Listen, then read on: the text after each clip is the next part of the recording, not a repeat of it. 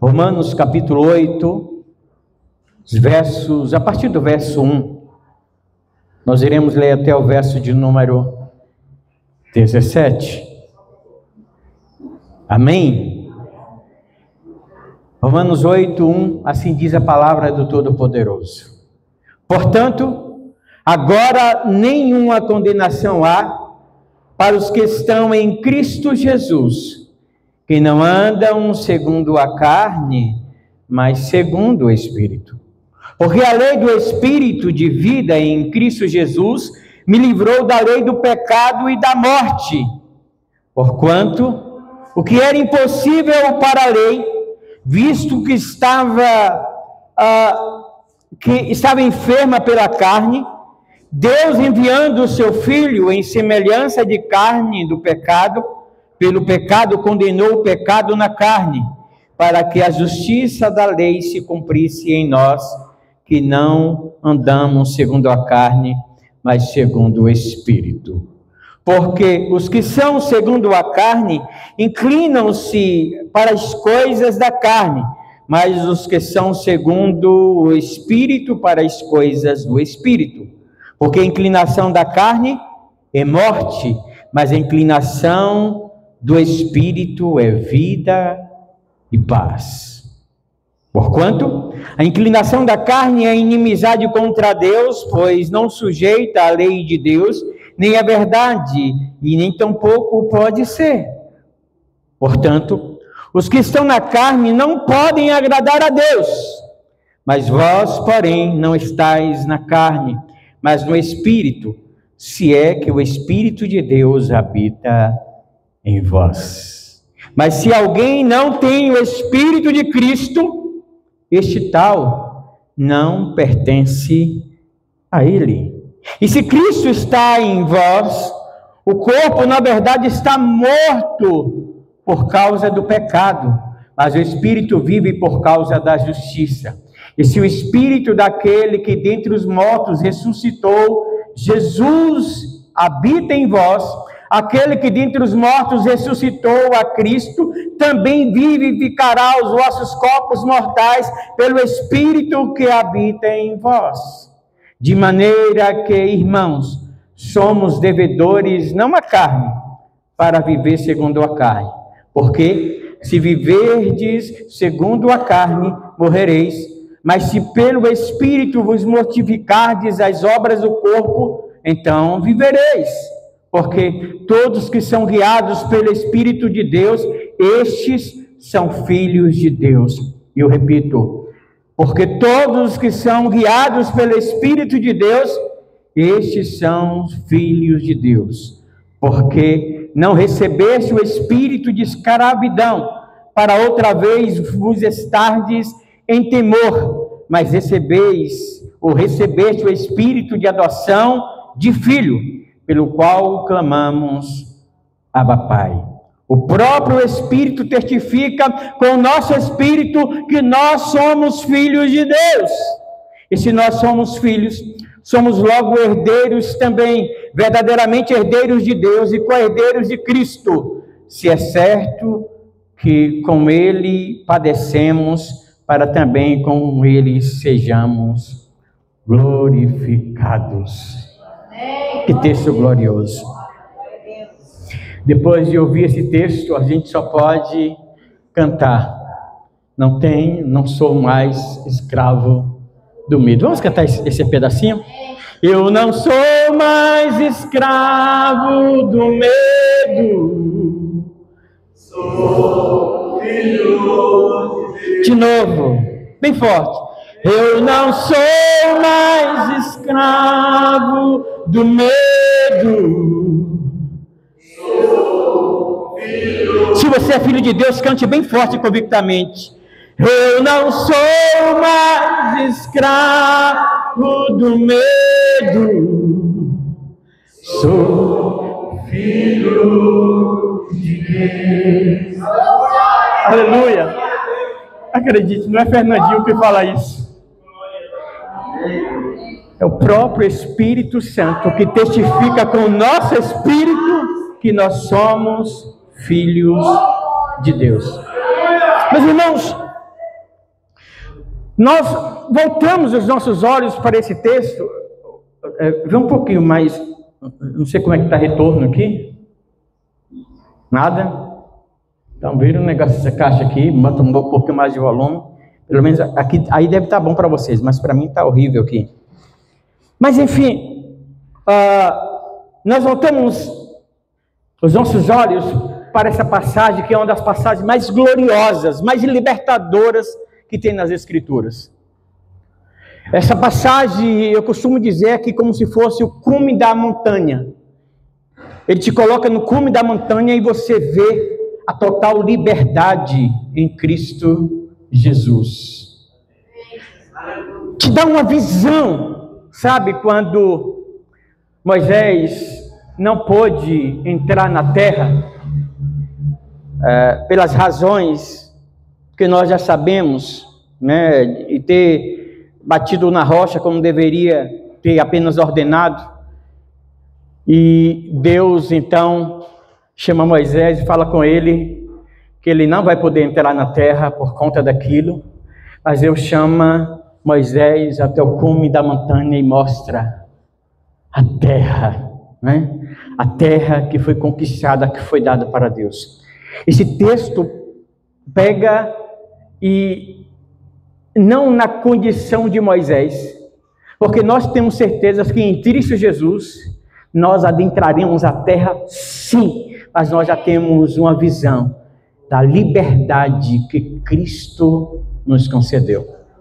O apóstolo Paulo, então, mostra nesse texto o plano redentivo de Deus, o plano de libertação de Deus para o seu povo por meio de Jesus Cristo, e essa libertação é transformadora. Mais do que isso, o apóstolo Paulo pega e nos mostra, se o capítulo 8 é um dos capítulos mais gloriosos que nós temos nas Escrituras, que nos dá esta revelação maravilhosa da nossa condição em Cristo, o capítulo 7 é um dos piores que tem. Porque quando a gente lê o capítulo 7, a gente vai vendo que pela lei não tinha escape para nós, nós éramos escravos do pecado e a lei revelou isto, e Paulo fala que à medida em que conheceu a lei mostrou e revelou o seu pecado. Logo, não que a lei seja ruim, a lei é boa, porque mostra a sua real condição, mas pelo rigor da lei, era impossível o homem ser salvo, e o Senhor veio e cumpriu toda a lei. E aí nós temos o capítulo 8, né? Diante da impossibilidade de ser salvo pelo rigor da lei, pelo cumprimento da lei, porque era impossível qualquer homem sobre a face da terra cumprir a lei para ser salvo. A lei só revelava o nosso pecado e trazia a condição, né? E Paulo falou assim: olha, se antes eu não conheci o pecado da cobiça, a lei me revelou isso e mostrou que eu sou pecador. Então a lei era insuficiente para salvar, e o cumprimento da lei. E aí ele chega e fala sobre isso, sobre a liberdade que temos em Cristo, da obra redentora de Cristo. E ele diz: agora, meus irmãos, agora não há nenhuma condenação para aqueles que estão em Cristo Jesus. Paulo traz essa visão gloriosa, e nós queremos falar então, de maneira breve nessa noite, sobre a nossa condição em Cristo, né? Porque Paulo vai falar aqui nesse texto algumas implicações da obra de Cristo, entre elas a nossa libertação, entre elas a nossa identidade, e entre elas, sobretudo, a nossa condição de filhos de Deus. E nós queremos então falar sobre a nossa nova condição em Cristo Jesus. Essa mudança, né, do capítulo 1, aliás, do capítulo 1 ao capítulo 7, é só falando da depravação humana, de que o homem não tinha escape até que Jesus se manifestou. E em Jesus nós temos uma nova condição. E essa nova condição nos traz também uma nova realidade. A nossa nova condição em Cristo Jesus revela para nós uma nova realidade de vida para nós. Olha só o que diz os versículos de 1 ao 4. Dizem assim: portanto, agora, nenhuma condenação há para os que estão... Quantas condenações? Nenhuma para os que estão em Cristo Jesus, que não andam segundo a carne, mas segundo o Espírito. Porque a lei do Espírito de vida em Cristo me livrou da lei do pecado e da morte. Porquanto, o que era impossível para a lei,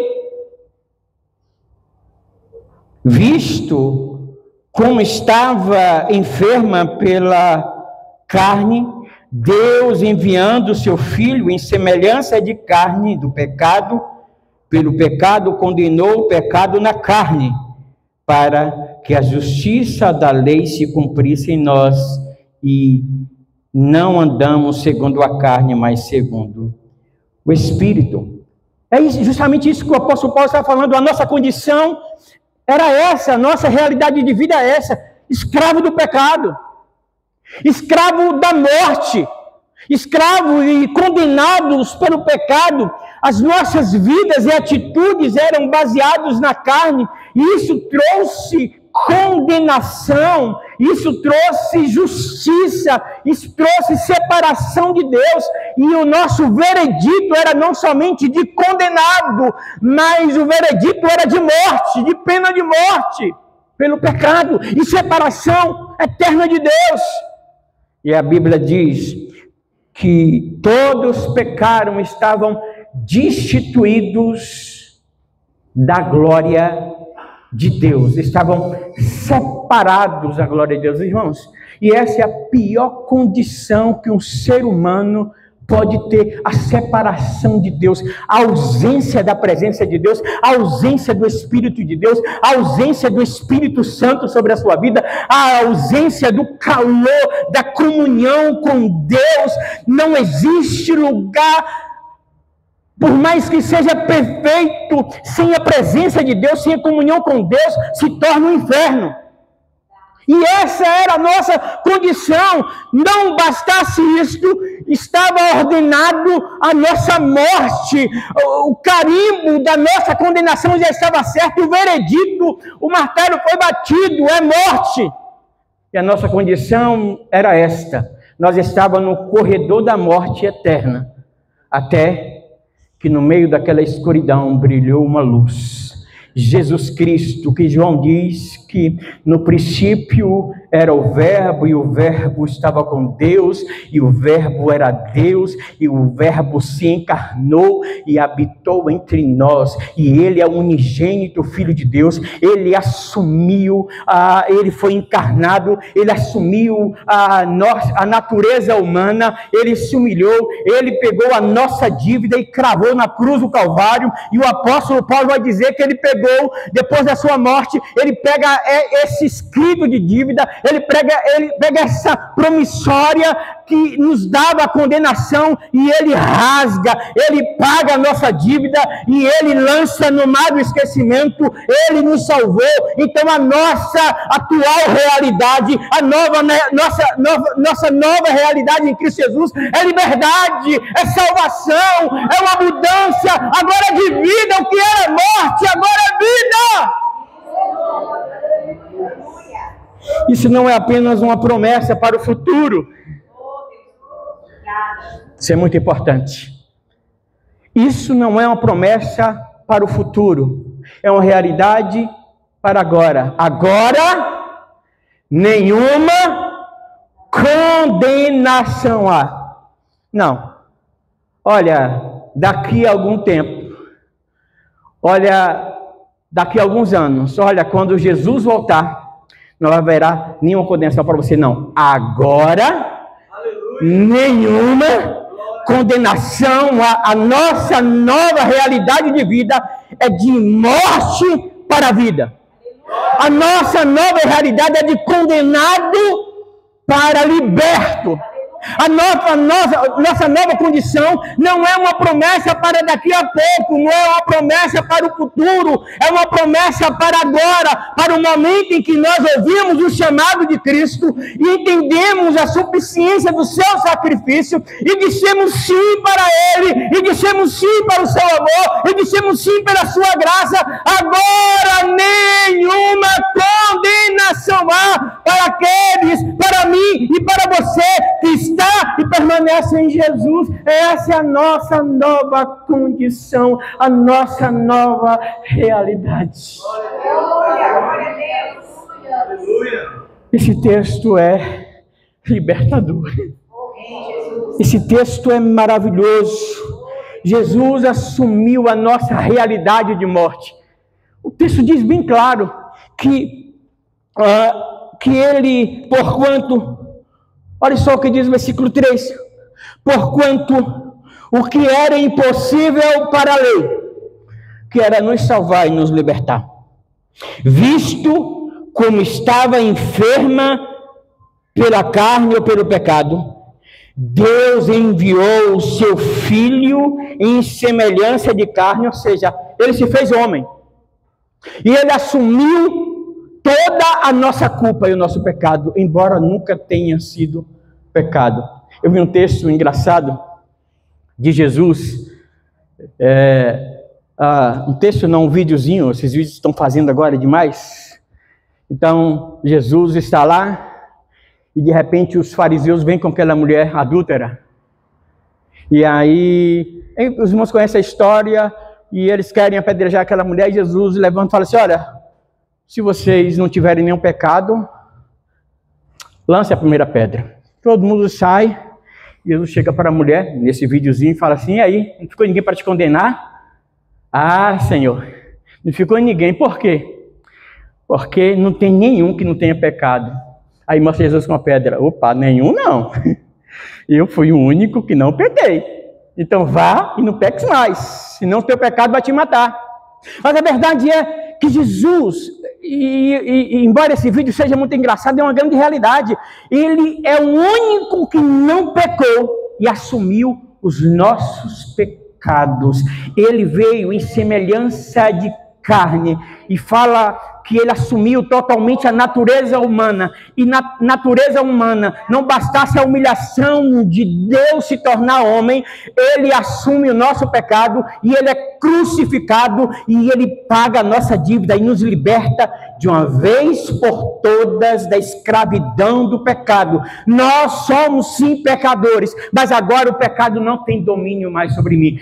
É, portanto, necessário que eu permaneça na nova condição que eu tenho nele, na nossa realidade. Porquanto agora nenhuma condenação há para os que estão e que não andam mais segundo o Espírito de vida que foi gerado em nós. Mas esse texto também revela não somente a nossa nova realidade em Cristo Jesus, mas mostra também a nossa nova forma de viver. Porque o texto diz assim, versículos 5 a 11, vai falar sobre esse jogo. O apóstolo Paulo faz esse jogo de palavras, e ele fala, olha, porque os que são segundo a carne inclinam-se para as coisas da carne, mas os que são segundo o Espírito para as coisas do Espírito, porquanto a inclinação da carne é morte, o final desse proceder, dessa forma de viver, é morte. Você já sabe disso, mas vocês já foram libertos disso. Agora vocês receberam o Espírito de Deus, o Espírito de vida. E é esse jogo de palavras que o apóstolo Paulo vai fazendo. Mas o que é interessante é que o apóstolo Paulo vai mostrar que não somente ele nos dá uma nova realidade, não somente ele nos mostra, que o Espírito gerou vida em nós, e a vida no Espírito vai gerar esta eternidade. Ele não mostra apenas um novo destino, Se antes o nosso destino era a morte, e a morte, entenda aqui como a morte eterna e o inferno, o nosso destino e a nossa condenação era o inferno por causa do pecado, e o Senhor mudou a nossa realidade, o Senhor mudou a nossa realidade por causa de Cristo Jesus. Então o nosso novo destino não é mais o inferno, mas o céu, não é mais a morte, mas a vida eterna. Mas mais do que isto, esse texto vai revelar não apenas um novo destino, mas um novo caminho, um novo proceder, uma nova forma de caminhar, uma nova forma de proceder, uma nova forma de viver. Vocês não podem mais, se estão em Cristo Jesus, não podem mais andar segundo as inclinações e os desejos que vocês têm. Vocês não podem mais andar sob o domínio dos desejos, porque os desejos carnais, as inclinações da carne é morte, é destruição. Então, não basta apenas saber que vocês têm um novo destino, mas só existe um novo caminho, um único e verdadeiro caminho. É andar em Cristo, é permanecer em Cristo, é agradar a Cristo, é fazer a vontade de Cristo, porque somente esse é o caminho, a verdade e a vida. Não basta dizer eu sou salvo, eu tenho que andar pelo caminho da salvação. Não basta dizer que eu sou liberto e o Senhor me libertou do pecado, da lei, do pecado e da morte. Eu preciso agora andar guiado, conduzido pelo caminho do Espírito e de vida. E isto é o meu procedimento, isso são as minhas atitudes que vai dizer que caminho eu estou andando. Isso existe um. Glória a Deus, aleluia. Que é o caminho da verdade em Cristo Jesus. E ele vai continuar dizendo esse texto.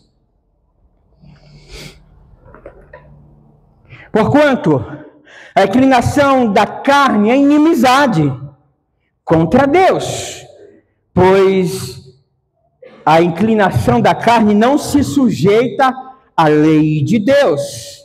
E em verdade é impossível, ou isso não pode acontecer. Vocês, porém, não estão mais na carne. Vocês agora estão no Espírito, se é que o Espírito Santo de Deus habita em vocês. E aí Paulo fala, dá um alerta. Agora, deixa eu falar uma coisa para vocês. Se alguém não tem o Espírito de Deus, o quê? Esse tal não é de Deus. Ou eu sou de Deus, ou eu não sou. E o Espírito de Deus habita em vocês. Mas se alguém não tem o Espírito de Cristo, esse tal não é dele.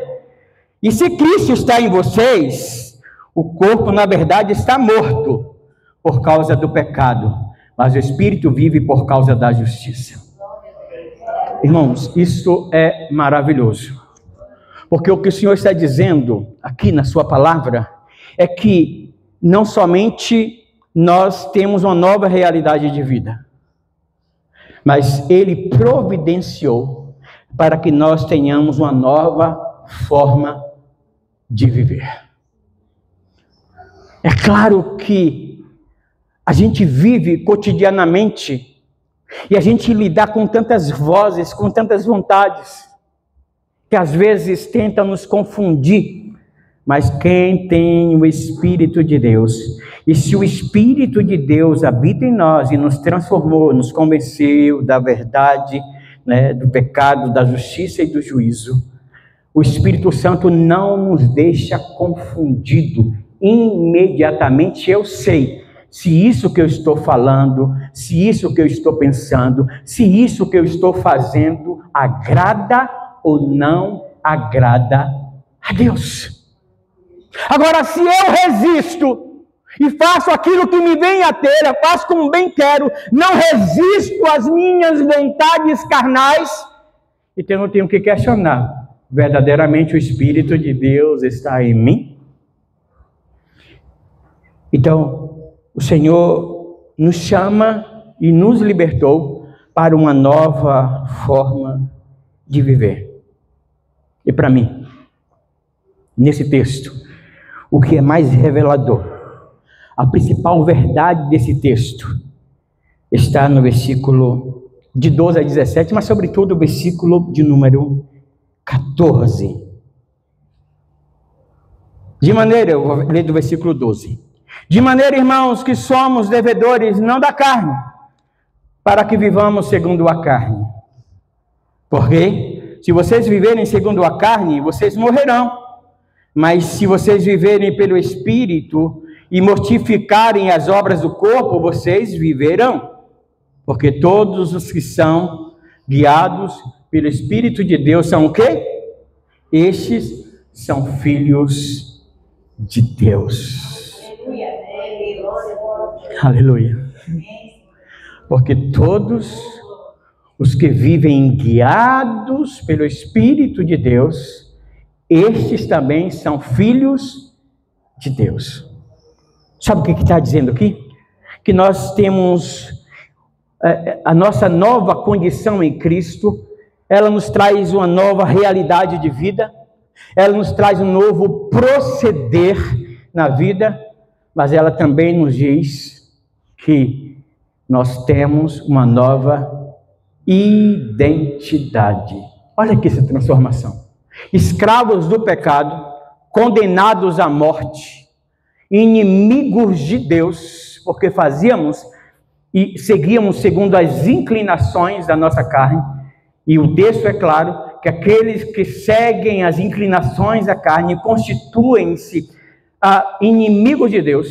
Cristo, através do seu sacrifício, transforma a nossa vida, nos dá um banho de sangue e nos dá a adoção de filhos de Deus e de herdeiros de Deus. É interessante, sempre há uma discussão, porque eu gosto demais quando Pascoal coloca isso, que Jesus não tinha o DNA de Maria. Não é, Pascoal? Verdade. Isso comprovado pela ciência. Mas a partir do momento que Jesus deu a vida por nós, Ele pega o seu sangue e coloca nas nossas vidas, e por assim dizer, só para me fazer entender, não é nós que temos, né? Não é Jesus que tem o DNA de Maria, mas representando nós, Maria que passa a ter o DNA de Jesus, porquanto Jesus nos salvou. O seu sangue nos limpou, o seu sangue nos salvou. E quando falamos de DNA, nós estamos falando de mudou totalmente a nossa identidade. Agora nós somos filhos de Deus. E olha só o que o apóstolo vai dizer. Essa é a principal verdade desse texto, e nós somos feitos filhos de Deus. O Espírito de Deus habita em nós, não mais um espírito de medo. Olha só o que diz o apóstolo aqui. Porque vocês receberam um espírito, não de escravidão, para que outra vez se ponham em temor, ou para que tenham medo. Estou lendo o versículo 15. Mas vocês receberam o espírito de adoção de filhos, pelo qual clamam, Abba, Pai. Pelo qual agora nós temos intimidade com o Pai. De inimigo de Deus, agora nós recebemos a adoção de filhos. Eu não sei se os irmãos sabem, juridicamente, quando alguém adota o filho, este passa a ser herdeiro, como os outros filhos naturais. Passa a ser herdeiro como os filhos naturais, que foram registrados. O que o Senhor está dizendo é que nós somos herdeiros de Deus, herdeiros da eternidade, herdeiros da glória de Deus. Nós somos co-herdeiro em Cristo Jesus. Nós somos filhos de Deus. Nós temos uma nova identidade em Cristo Jesus. Isto por causa da obra dele. É isto que são as implicações da obra de Cristo para conosco. Isto é a nossa nova realidade em Cristo Jesus, uma nova realidade que transformou a nossa vida completamente, a nossa condição completamente, mudou-nos e tirou-nos, como disseram o salmista, de um charco de lodo em que ele se afundava e firmou seus pés em uma rocha e colocou um novo cântico em seus lábios. Mais do que isso, ele nos fez seus filhos. A nossa nova identidade. Somos filhos e também somos herdeiros de Deus. Nós somos herdeiros do Cordeiro. Isso significa que temos a herança eterna. A vida é plena e a glória de Deus está destinada a nós. A redenção completa daqui a pouco acontecerá. E daqui a pouco, irmãos, embora ainda não estejamos na plenitude desta redenção, daqui a pouco nós seremos chamados até a sala do nosso querido Pai. E nós receberemos: vinde benditos do meu Pai. Entrai e gozem da riqueza, goze da herança que é para vocês. Vinde benditos do meu Pai. Essa é a palavra mais poderosa que alguém vai receber. Glória a Deus. E é tão semelhantemente, a glória dessas palavras vai ser a mais triste. Apartai-vos de mim, porque eu não vos conheço. Mas aqueles que estão em Cristo Jesus, que foram feitos filhos de Deus, ouvirão: venham benditos do meu Pai.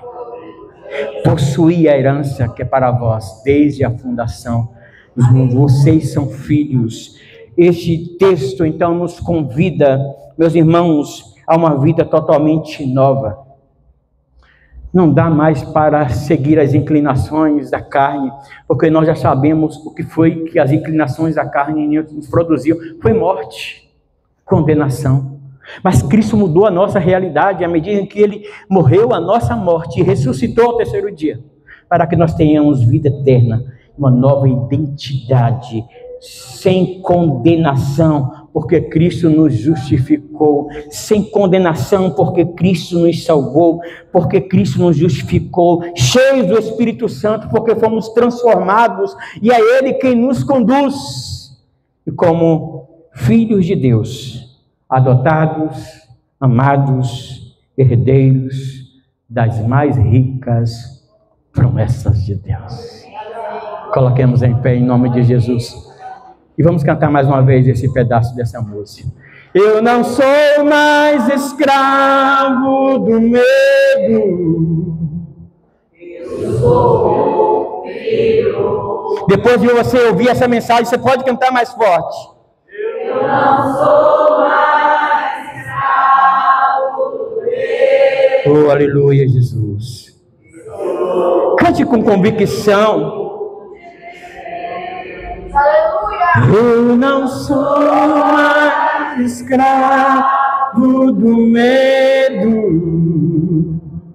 Sou filho de Deus. Agora imagine você abraçando ele e dizendo: eu não sou mais escravo do medo.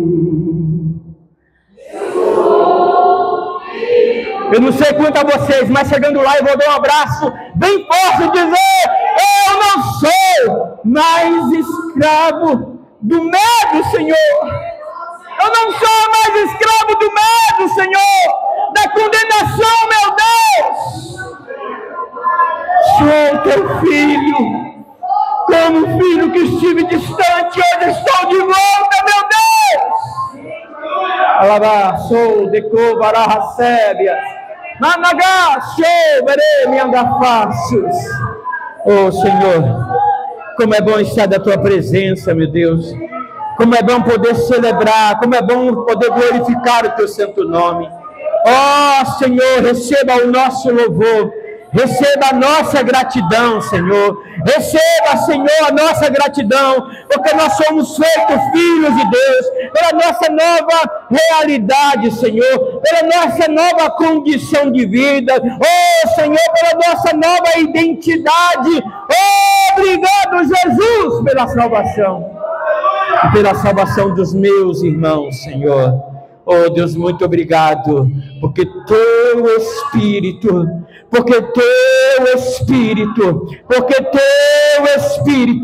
testifica com o nosso Espírito que nós somos filhos do Senhor, aleluia. Bendito seja o Teu nome, aleluia. Glória a Deus, aplauda Ele bem forte. Glória a Deus, bendito seja o Teu santo e glorioso nome, bendito seja o nome de Jesus.